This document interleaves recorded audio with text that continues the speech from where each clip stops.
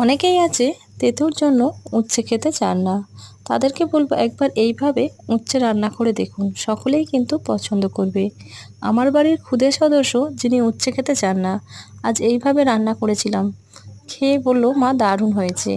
তার জন্য প্রথমে কড়াইতে সাদা তেল দেব, তাতে দিয়ে দেব বড়ি, ডালের বড়িগুলো ভেজে তুলে নেব। তারপরে দিয়ে দেব কেটে রাখা উচ্ছে, যেটি লবণ আর হলুদ দিয়ে ভেজে তুলে নেব।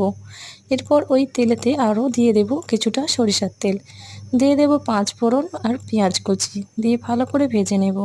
তারপরে দিয়ে দেব কেটে রাখা আলুগুলোই দিয়ে ভালো করে মিনিট 2 ভেজে নেব। তারপর দিয়ে দেব একে একে মশলাগুলো। প্রথমে দেব লবণ, হলুদ গুঁড়ো, লঙ্কার গুঁড়ো, সমস্ত উপকরণ দিয়ে ভালো করে কষিয়ে দিয়ে দেব জল দিয়ে ভালো করে জলটি ফুটে উঠলে দিয়ে দেব ভেজে রাখা উচ্ছে আর বড়িগুলো। একদম মাখা মাখা করে নামিয়ে নিলেই তৈরি হয়ে যাবে উচ্ছে আলু বড়ির একটি রেসিপি।